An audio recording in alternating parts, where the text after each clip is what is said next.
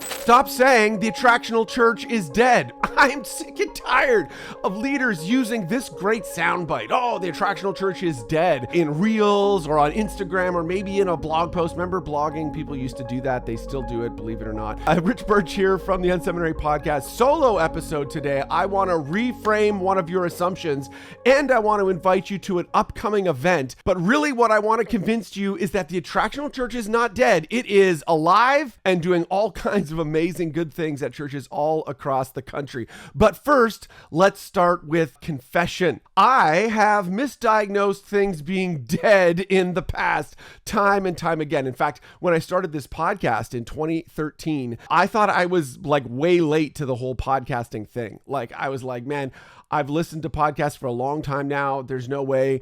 Little did I know that the kind of golden era of podcasting was still to come. Joe Rogan was still on Fear Factor, didn't have his podcast at the time. Podcasting is just accelerating, becoming even more. It was far from dead in 2013 when we started, over 800 episodes ago. Or QR codes. I remember my friend Kenny, he was a big booster of the QR code when it first came out. And I was like, listen, this thing is terrible. No one's going to pull out their phone and scan that. You know, I was so confident of that. Fast forward to 2020 and the QR code came back with a vengeance. Every restaurant menu, conference check-in, and even church connect cards. Man, we use the QR code now more than ever before. Or what about YouTube? So when I started doing video podcasts a bunch of years ago, and that in fact, actually 8 years ago, I stopped doing it because I thought no one's ever going to watch these things. No one's ever going to sit down for 30 minutes and watch us talk to each other.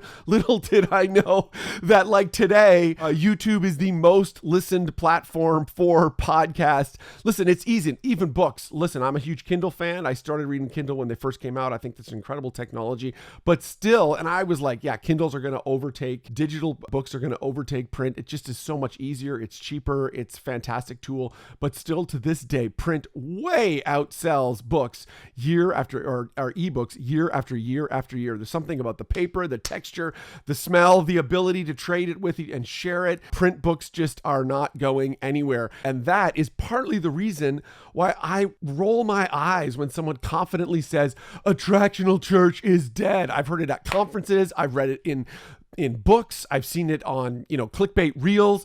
People don't want polish anymore. The Attractional Church doesn't work. We've moved beyond that. No, friends, we have not. It's been absorbed into the normal churches, and churches that win in 2025 are the ones that understand that invitation as culture, not as campaign, and pair this with great next steps to community and discipleship are winning. But friends, I want to tell you about an event that's coming up that I do not want you to miss. It is on Tuesday, November 12th, 12 p.m. Eastern, 9 a.m. Pacific. I am running a workshop specifically for churches between 500 and 1,000 in attendance that feel like their growth is stalled. I want to invite you to this live workshop. It's called Church Growth Launchpad. It's designed to help you reignite momentum and rebuild your church's invite culture. You'll discover 5 key systems that we've seen that growing churches use to get unstuck and start reaching more people again.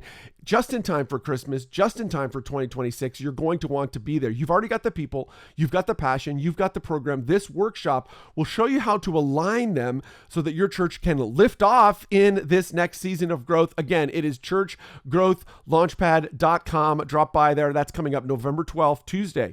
It's not Tuesday. It's on November 12th. That's a Wednesday at 12 p.m. Eastern, 9 a.m. for our friends on the Pacific Coast. Well, let's get back to talking about the Attractional Church. So what used to be attractional, I believe, is now just baseline. It's just normal church. Once upon a time, these were edgy moves. There were things that were not done before. We went to like music that actually people loved. It's not a stunt, but contextualized worship lowers the barriers for guests. We see this time and again. Teaching that connects to everyday life. There used to be a time where religious leaders, they really didn't connect to everyday life. People wanted, or they didn't actually want this, but some church leaders talked in a way that didn't make sense to real life. Now it's just table stakes. felt need series that are biblically clear, have concrete application, that move from Sunday information to Tuesday application. That's just normal. Even our buildings, our lobbies have been designed with outsiders in mind. Our church facilities used to be really insider focused, but wayfinding, hospitality, kids environments that kids actually want to be a part of, all of those things and more are a part of the attractional movement. It's not flash, it's hospitality. You don't get extra credit for this stuff anymore. For clean bathrooms, clean signage, songs that don't sound like they came from 1998. That bar is just what we all do. Call it attractional if you like. I just call it normal prevailing church. Listen, follow the data and stop following the hot takes. Don't get sucked in by the hot takes. Big days still work. Easter and Christmas remain the largest attendance Sundays in most churches. In fact, we've really seen churches double down on invite a friend Sundays is now embraced by nearly half, or 1 in 5 churches. That's up from a decade ago. These Sundays work. Invitation remains the front door of your church. More than 80% of the people who come to your church for the first time come because a friend invited them. In a recent survey, it was found that the biggest channel for people to get connected to your church by a long shot are people inviting your friends. It always has been, and I'm convinced it always will be.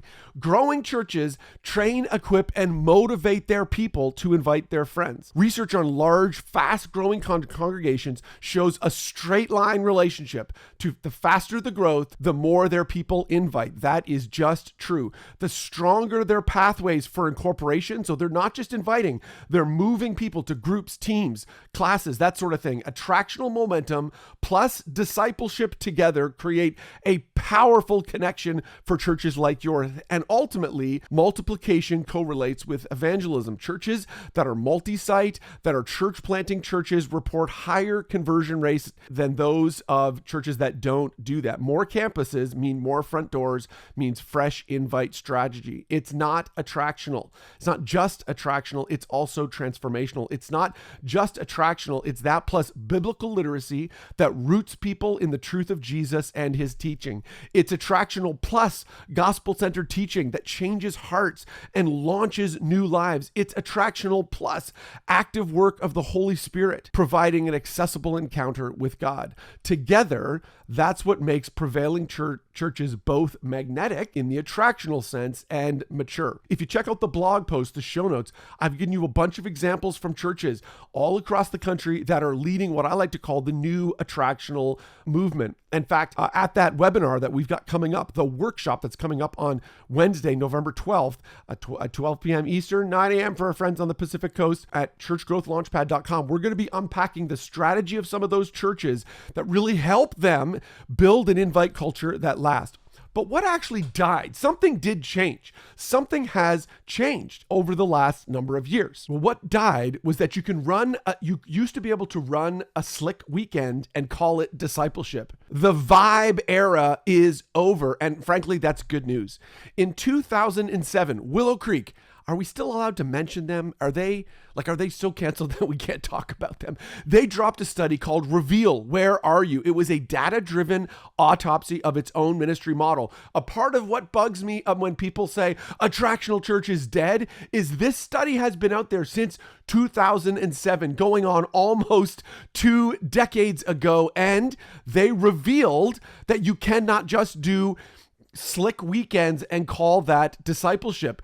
Crowds aren't the same as life change. They didn't scrap weekend experiences. They didn't find that you should get rid of all of those things. What they did was added coaching, personal discipleship, next steps systems. They didn't kill Attractional Church. They deepened it. Now, almost 2 decades after this study, the lesson still stands. The problem wasn't being attractional. It was being only attractional.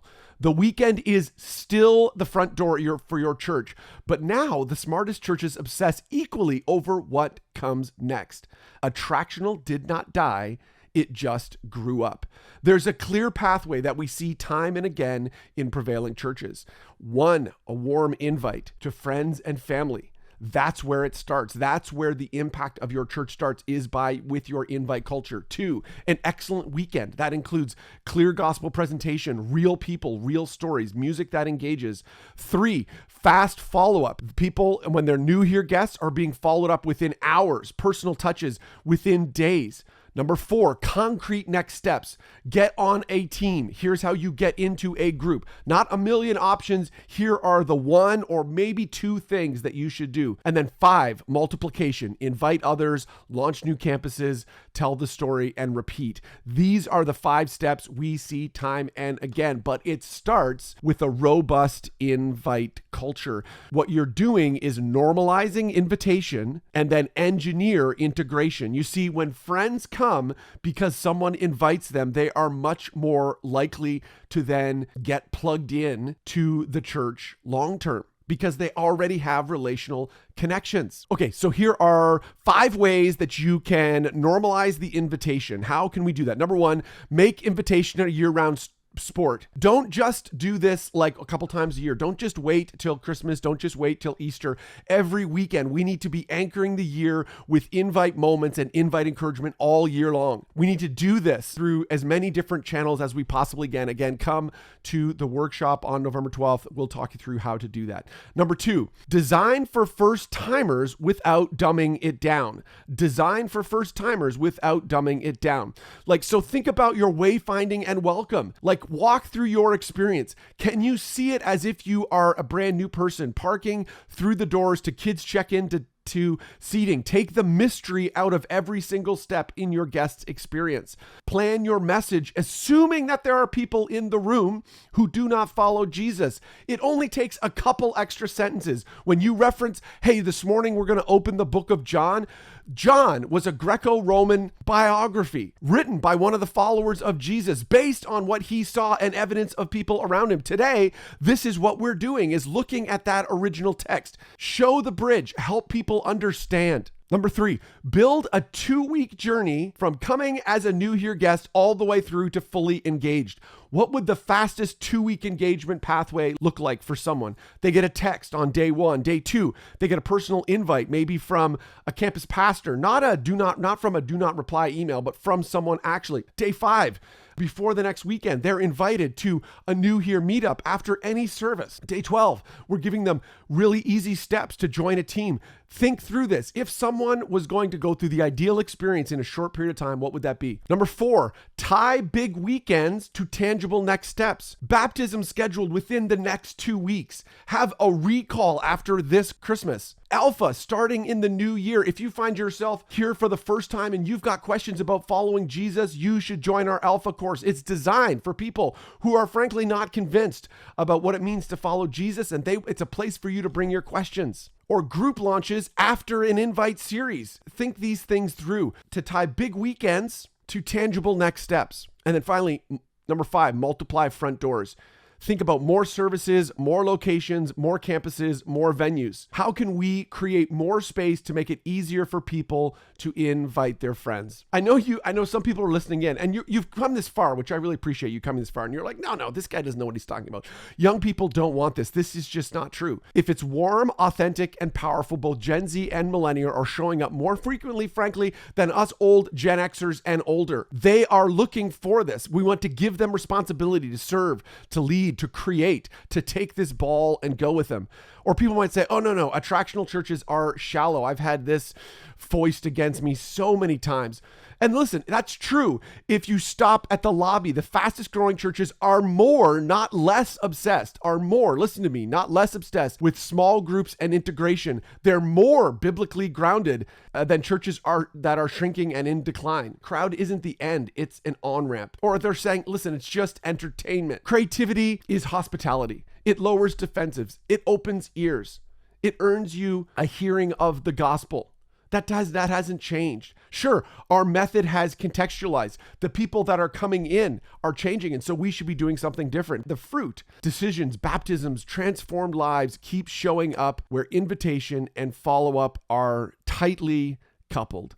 Listen, do not confuse needed reforms with funerals. We've all have a tendency to say that things are over. I said podcasts were done. I said QR codes were a gimmick. I said YouTube wouldn't work for a long time, and I was wrong on all of those. And let me posit this. If you think that the Attractional Church is dead, you're wrong on that. Paul counsels to a young, outnumbered movement in a pluralistic world was brief. Does that sound like us today? Walk in wisdom towards outsiders, making the best use of your time. Wisdom towards outsiders looks like lowering barriers, speaking plainly, making the way to God visible and viable. It's not a fad, it's faithfulness. So please, friends, stop saying Attractional Church is dead. What's dead is laziness. What's dead is gimmicks. What's dead is vibe with no pathway. Friends, I want to see you at this workshop on November 12th, 12 p.m. Eastern, 9 a.m. for our friends on the Pacific Coast. If you're a church between 500 and 1,000, I want to see you and your leadership team there. churchgrowthlaunchpad.com. It's designed to help you reignite momentum by rebuilding your church's invite culture. You'll discover 5 key systems that growing churches use to get unstuck and start reaching people again just in time for Christmas and New Year's. You've already got the people. You've already got the passions. You've already got the programs. This workshop will help you align those. You can lift off in this next season and see your church do amazing things. I would love to see you there. Thanks so much. Stop saying Attractional Church is dead.